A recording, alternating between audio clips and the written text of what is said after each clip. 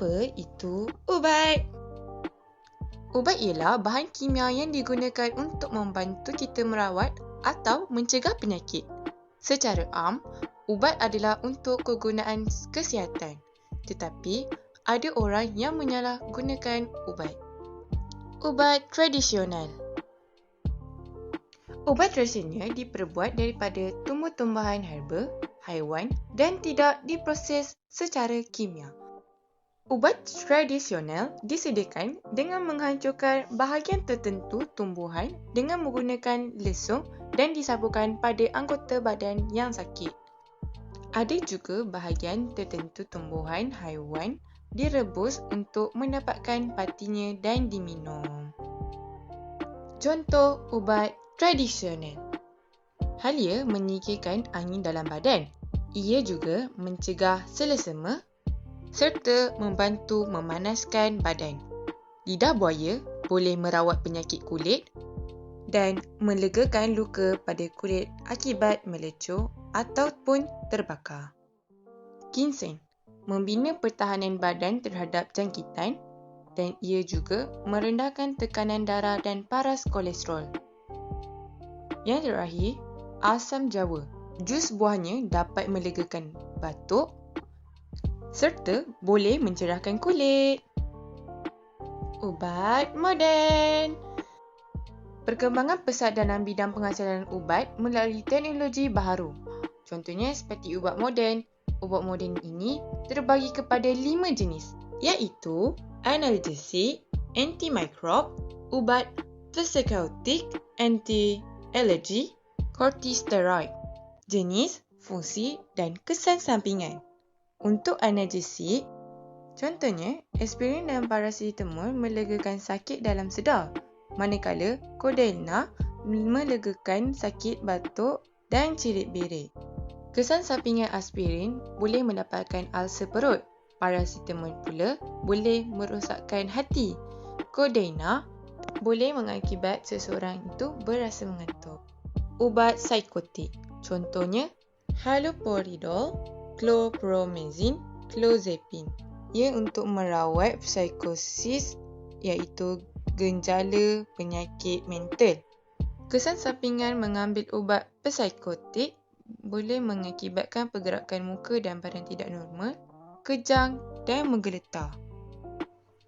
Anti-alergi, contohnya seperti antihistamin, dapat melegakan hidung yang berair dan kegatalan.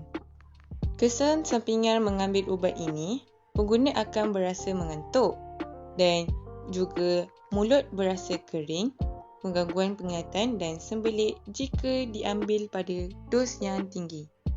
Kortikosteroid, contohnya betamethasone, valerate atau prednisolone. Ia dapat memberikan kelegaan bagi kawasan yang radang, boleh mengurangkan bengkak, kemerahan, gatal-gatal dan tidak balas alergi, asma serta artritis. Kesan sampingan ini boleh menyebabkan muka sembam, tekanan darah tinggi dan meningkatkan kandungan gula dalam darah. Yang terakhir, antimikrob. Antibiotik membunuh atau merencatkan pertumbuhan bakteria. Antiseptik digunakan di bahagian luar badan. Disinfektan memusnahkan patogen yang terdapat pada objek bukan hidup seperti lantai dan sistem perparitan. Cara penggunaan antibiotik perlu dihabiskan, manakala antiseptik hanya disapu pada bahagian luaran sahaja dan tidak dimakan. Ubat ini tidak mempunyai kesan sampingan, tetapi jika seseorang itu mempunyai alahan terhadap ubat ini, ia akan membawa kepada maut. Keberkesanan dan penyalahgunaan obat. Terdapat perbezaan antara obat moden dan obat tradisional, iaitu obat moden menjalani pelbagai ujian klinikal sebelum boleh digunakan. Manakala ubat tradisional tidak mempunyai apa-apa data kajian untuk ditentu usahakan akan keberkesanan dalam rawatan. Penggunaan dos yang tidak tepat akan memberikan kesan yang tidak sepatutnya kepada rawatan dan dapat menjurus kepada penyalahgunaan obat. penyalahgunaan ini tidak hanya melibatkan ubat-ubatan moden sahaja, malah turut merangkumi ubat-ubatan tradisional. Kosmetik. Kosmetik ialah bahan atau produk yang digunakan secara luaran untuk membersih, melindungi atau mencantikkan penampilan seseorang. Bahan asas-asas kosmetik. Yang pertama, pewarna. Pewarna memberikan warna agar kosmetik lebih menarik. Contohnya ferrum trioxida. Yang kedua, air. Air ialah bahan pelarut dalam penghasilan kosmetik. Yang ketiga, pemekat. Pemekat memekatkan produk kosmetik. Contoh, gliserin dan gum scented. Seterusnya, pengemulsi. Pengemulsi membentuk campuran homogen antara air dan minyak. Contoh, lecithin dan asid stearik. Selain itu, pengawet. Pengawet mengelakkan kerosakan kosmetik. Contohnya ialah paraben dan formaldehyde. Yang keenam, pelembap. Pelembap mengekalkan kelembapan bahan kosmetik. Contoh ialah gliserin dan natrium lactate. Yang terakhir sekali, pewangi. Pewangi memberikan aroma yang menyenangkan kepada produk kosmetik. Contohnya ialah minyak pati. Jenis-jenis kosmetik. Kosmetik rias. Kosmetik rias digunakan untuk mencantikkan wajah. Contohnya bedak, kincu, pensil alis dan lain-lain. Yang kedua, kosmetik perawatan. Kosmetik perawatan ialah perawatan pada tubuh.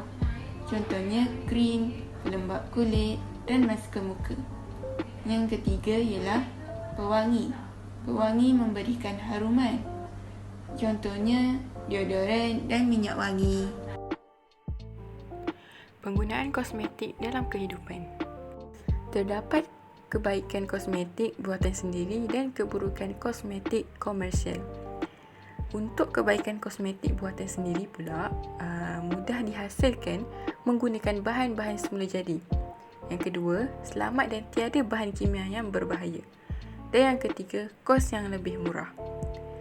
Untuk keburukan kosmetik komersial, kesan sampingannya yang sangat berbahaya. Yang kedua, terdapat bahan kimia yang berbahaya dimasukkan secara tidak sah. Dan yang akhir sekali, iklan yang ditonjolkan secara berlebih-lebihan dan mengelirukan. Contoh-contoh bahan kimia terlarang dan kesan sampingannya terhadap pengguna. Yang pertama, merkuri. Kesan sampingannya ialah kulit merengsah serta kerosakan buah pinggang dan sistem saraf jika diserap ke dalam salur darah. Yang kedua, hidroquinone. Kulit menjadi hypersensitif dan mengurangkan pigmentasi yang mengakibatkan pendedahan kulit kepada sinar UV yang berbahaya. Yang ketiga, betamethasone valerate. Kesan sampingannya ialah kulit merengsah dan perubahan pigmentasi kulit. Biasanya, bahan kimia yang ini dimasukkan dalam krim pemutih serta kosmetik. Yang keempat pula, yang terakhir sekali, tretinoin.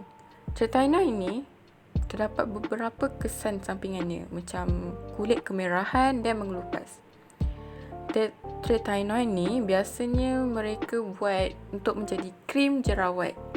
Thanks for watching. Please subscribe.